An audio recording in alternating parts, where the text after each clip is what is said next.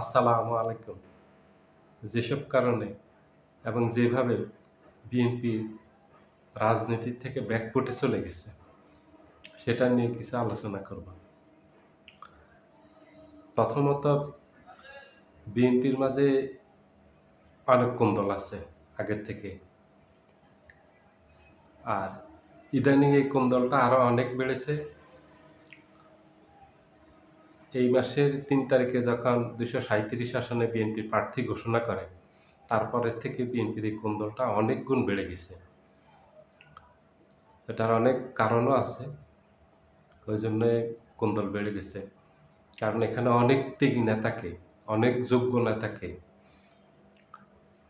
প্রাথমিক এই তালিকাতে প্রার্থী করা হয়নি। যেটা বিভিন্ন গণমাধ্যমে আসছে, যেটা নিয়ে ক্ষোভ বিক্ষোভ এখনো চলতেছে। বিএনপির মনোনয়ন নিয়ে সাধারণ মানুষ ভাবছে যে একটা চমক থাকবে। কিন্তু একটা চমক ছিল, সেটা হলো দলের ত্যাগী, আলোচিত, যোগ্য অনেক নেতাকে প্রার্থী করেনি বিএনপি। আগামী নির্বাচনের জন্য বিবেচনাই নেয়নি বিএনপি। যার জন্য দলের ভিতরে ক্ষোভ বিক্ষোভ অনেক বেড়ে গেছে। প্রতিদিনই কোথাও না কোথাও বিএনপির নেতাকর্মীরা এই মনোনয়ন নিয়ে সংঘাত সংঘর্ষে, নিজেদের মাঝে সংঘাত সংঘর্ষে জড়িয়ে পড়তেছে। এগুলি সংবাদ মাধ্যমে আসতেছে, ব্যাপক সমালোচিত হচ্ছে। বিভিন্ন জায়গায় রাস্তায় ব্যারিকেড দিয়ে ওরা আন্দোলন করতেছে, যেন নমিনেশন যাদেরকে দিয়েছে তাদেরকে আবার বিবেচনা করা হয়, যারা বাদ পড়ছে তাদেরকে যেন বিবেচনায় নেওয়া হয়। এবং বিতর্কিত দলের সাথে দীর্ঘদিন যাদের সম্পর্ক ছিল না, নিষ্ক্রিয় এবং সংস্কারপন্থী যাদেরকে নমিনেশন দিয়েছে, তাদের নমিনেশন যেন বাদ দিয়ে ত্যাগী যোগ্যদেরকে যেন নমিনেশন দেয়া হয়, সেটা নিয়ে এখনো প্রতিদিনই বিভিন্ন জায়গায় বিএনপির নেতাকর্মীরা আন্দোলন করতেছে। আর এটার একটা নেতিবাচক প্রভাব বিএনপির রাজনীতিতে পড়তেছে। এই জন্য এটা নিয়ে অনেক সমালোচিত হচ্ছে বিএনপি। প্রথমত ত্যাগীদেরকে বাদ দিয়েছে, যোগ্যদেরকে বাদ দিয়েছে, বিতর্কিত অনেককে নমিনেশন দিয়েছে। দ্বিতীয়ত এই যে প্রতিদিন ক্ষোভ বিক্ষোভ করতেছে রাস্তায়, রাস্তা বন্ধ করে, দুর্ভোগে পড়তেছে মানুষ, যে বিএনপির কারণে দুর্ভোগে পড়তেছে নমিনেশন দেওয়ার কারণে। এটা তো বিএনপি দেয়, এটা তো বিএনপির আভ্যন্তরীণ ব্যাপার। এটার জন্য সাধারণ জনগণ কেন ভোগ করবে? সাধারণ জনগণ কেন কষ্ট পাবে? এই যে ঘন্টার পর ঘন্টা বিভিন্ন জায়গায় রাস্তা ব্যারিকেড দিয়ে রাখতেছে, তো জনগণ তো দুর্ভোগে পড়তেছে এবং বিএনপিও ক্ষতিগ্রস্ত হচ্ছে। এবং বিএনপির এই যে কোন দল, দল উপদলে বিভক্ত হয়ে যাচ্ছে বিএনপি, আগামী নির্বাচনে ব্যাপক প্রভাব পড়বে। এটার কারণে বিএনপির ভোটের রাজনীতিতে এটা এখন সবচেয়ে আলোচিত বিষয়। বাংলাদেশের রাজনীতিতে যে কয়টা বিষয় সবচেয়ে আলোচিত, যদি দুইটা ধরেন অন্যতম, তার একটা হলো বিএনপির এটা, আর একটা হলো শেখ হাসিনার ফাঁসির রায়। এবং আজকে যে শেখ হাসিনার বিরুদ্ধে, শেখ হাসিনার যে মামলার রায় হয়েছে, প্লট দুর্নীতির ২১ বছরের জেল দিয়েছে, এবং শেখ হাসিনার মেয়ে পুতুলকে, জয়কে, এগুলি আলোচিত। এই দুইটা জিনিসই আলোচিত সবচেয়ে। বিএনপি যদি নেতাকর্মীদেরকে নিয়ে অতি দ্রুত যদি এই ক্ষোভ বিক্ষোভ এগুলির সমাধান না করে, তাহলে আগামী নির্বাচনে বিএনপি হেরে যাবে। এই নেতাকর্মীদের, এদের কারণে এখান থেকে অনেকেই বিদ্রোহী প্রার্থী হবে এবং বিএনপির ভোট ভাগ হয়ে যাবে। জামাত একক ভোট থাকবে, জামাত বিজয়ী হয়ে যাবে। এর সুফলটা পাবে জামাত। বিএনপিপন্থী যত বুদ্ধিজীবী আছেন, ওনারা বিএনপির নেতৃবৃন্দকে প্রতিদিনই বিভিন্ন সভা সমাবেশে পরামর্শ দিচ্ছেন, যেন যত দ্রুত এই ক্ষোভ বিক্ষোভের সমাধান করতে পারবে, তত দ্রুত বিএনপি ভোটের রাজনীতিতে আবার ফিরে আসবে। যতটুকু ব্যাকফুটে গেছে আবার সামনে আসতে পারবে, আর না হয় বিএনপি আরো পিছিয়ে যাবে। যত এই সমস্যাটার সমাধান যত দেরি হবে, বিএনপি তত ভোটের রাজনীতি থেকে পিছিয়ে যাবে। তার মানে হলো বিএনপিতে যে ক্ষমতা যাওয়ার আকাঙ্ক্ষা আগামী নির্বাচনে বিজয়ী হয়ে যে স্বপ্ন, সেই স্বপ্ন থেকে যাবে বাস্তব হবে না। এই বিদ্রোহী এই প্রার্থীদেরকে যদি এদেরকে দ্রুত এদের সাথে যদি বসে সমাধান করা না হয়, এই আলোচনা যদি করা না হয়, তাহলে এটা বিএনপির পরাজয়ের জন্য আগামী নির্বাচনে অন্যতম কারণ হবে। দ্বিতীয় কারণ যেটা, সেটা হলো তারেক জিয়া দেশে আসতেছেন না। এটা নেতাকর্মীদেরও প্রশ্ন। নেতাকর্মীরাও এখন এই বিএনপি নেতাকর্মীরাই উত্তর পাচ্ছেন না কারো কাছ থেকে। যে উনি কি সত্যি আসবেন নাকি আসবেন না, কবে আসবেন, এগুলি নিয়ে কোনো উত্তর নেই বিএনপির নেতাদের কাছে, সিনিয়র নেতাদের কাছে। এটা কেউই জানেন না।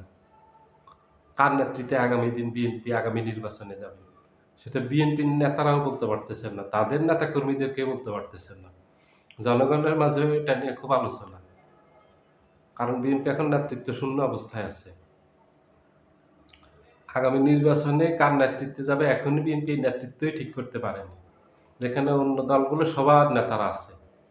জামাতে ডাক্তার শফিকুর রহমানের নেতৃত্বে ওনারা যাবেন, এলডিপির কর্নেল অলি আহমেদের যাবেন, এইভাবে যত দল আছে সবার নেতারাই আছেন।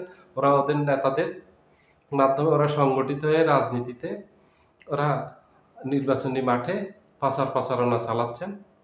তারা ভালো অবস্থায় আছে। যার যতটুকু ক্ষমতা আছে তা নিয়েই ভালো অবস্থায় আছে। কিন্তু বিএনপি অবস্থা খুবই খারাপ। বিএনপি কোনো নেতৃত্ব নেই, নেতৃত্ব শূন্য অবস্থায় আছে। তারেক জিয়া বিদেশে, নেতাকর্মীরা এখানে হতাশ, নেতাকর্মীরা নিষ্ক্রিয় হয়ে যাচ্ছে। কারণ গত 16 মাসে তারেক জিয়া দেশে আসেননি। অনেকগুলো তারিখ দিয়েছেন, তারপরে উনি আসেননি। এখন সন্দেহ দেখা দিচ্ছে নেতাকর্মীদের মাঝে যে সত্যি কি উনি আসবেন দেশে? যদি আসতেন তাহলে গুরুত্বপূর্ণ সময়ে উনি কেন আসতেছেন না? কারণ আগামী মাসের 7 অথবা 8 তারিখে আগামী নির্বাচনের তফসিল ঘোষণা করতে যাচ্ছে। এই গুরুত্বপূর্ণ সময়ে উনি আসতেছেন না। তাহলে উনি কখন আসবেন? তাহলে তো উনি সম্ভবত নির্বাচনের সময়, নির্বাচনের আগে আর আসবেন না। আর নির্বাচনের পরে আসি কি করবেন? তাহলে তো, কারণ নেতৃত্ব যদি দিতে না পারেন উনি, নির্বাচনের পরে আসি কি করবেন? দলের নেতৃত্ব দিয়ে তো কোনো লাভ হবে না তখন। কারণ নির্বাচন হয়ে যাবে, ফলাফল যা হওয়ার হবে। এখনই উনাকে সবচাইতে বেশি প্রয়োজন। নির্বাচনের পরে উনার প্রয়োজন নেই। কারণ এখন গুরুত্বপূর্ণ সময় যাচ্ছে। তাই জন্য বিএনপির নেতাকর্মীরা অনেক হতাশ। অনেকে নিষ্ক্রিয় হয়ে গেছেন। অনেকে নীরব অবস্থায় আছেন। এটা ৩ নাম্বার হলো বেগম জিয়াকে দিয়ে তো সম্ভবই না, উনি আইসিইউতে ভর্তি আছেন।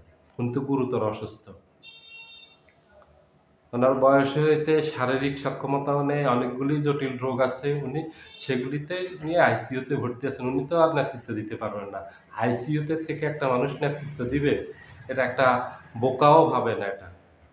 এটা কোনো মানুষই চিন্তা ভাবনা করে না। এটা চিন্তার বাহিরের জিনিস। তাইলে বিএনপি এখন নেতৃত্ব শূন্য অবস্থায় আছে। দেশের যেসব সিনিয়র নেতা আছেন ওদের কেউ কাউকে মানবেন না, এবং ওরা নেতৃত্ব দিলে বিএনপি যদি ১০০ আসন পেত, তাহলে সেটা ৫০ আসনে চলে আসবে। এবারের নির্বাচন অতীতে যেকোনো নির্বাচনের থেকে একদম আলাদা একটা নির্বাচন হবে। এখানে অনেক চ্যালেঞ্জ আছে। বিএনপির জন্য সবচাইতে বেশি চ্যালেঞ্জ। এখানে সব দলের জন্যই চ্যালেঞ্জ। বিএনপির জন্য আরো বেশি চ্যালেঞ্জ। এখন সেই বিএনপির চ্যালেঞ্জের যে মোকাবিলা যেগুলি করবে, এখন ফিল্ডে কোনো নেতাই তো নেই। বিএনপির মূল সমস্যা হয়ে গেছে অন্তঃকোন্দল, নেতৃত্ব, তারেক জিয়া আসবেন কিনা, বেগম জিয়া অসুস্থ, এবং ৫ই আগস্টের পর বিএনপির নেতাকর্মীদের নেতিবাচক কর্মকাণ্ড এবং নেতাকর্মীদের নেতিবাচক বক্তব্যের কারণে আরও প্রভাব পড়ছে। কারণ বিএনপিকে নিয়ে মানুষ এখন খুব টেনশনে আছে। বিএনপি আগামী নির্বাচনে যদি ক্ষমতায় আসে, তাহলে মানুষের মাঝে এমন একটা বদ্ধমূল ধারণা জন্ম নিচ্ছে যে যদি আসে তাহলে বিএনপি আওয়ামী লীগের থেকে আরও ভয়ঙ্কর রূপে আসবে, আরও ভয়ঙ্কর হয়ে যাবে। যেভাবে বিএনপির নেতাকর্মীরা সন্ত্রাস, চাঁদাবাজি, টেন্ডারবাজি, দখলবাজি করতেছে প্রতিদিন, এক নেতার হাতে আরেক নেতার কর্মী খুন হচ্ছে, এই যে এগুলি প্রতিনিয়ত ঘটতেছে, এই মূল এই ৪ টা কারণে বিএনপির আগামী নির্বাচনে ফলাফলে বিপর্যয় ঘটবে যদি এগুলি সমাধান করতে না পারে। এগুলি সমাধানের জন্য একমাত্র প্রথম শর্ত হলো তারেক জিয়াকে দেশে আসা। দেশে আসলে এখানে অনেক সমস্যার সমাধান হয়ে যাবে। আর না হলে এগুলি সমাধান হবে না। বিএনপিও আগামী নির্বাচনে বিজয়ী হতে পারবে না, ক্ষমতায় যেতে পারবে না। সবাই ভালো থাকবেন। আল্লাহ হাফেজ।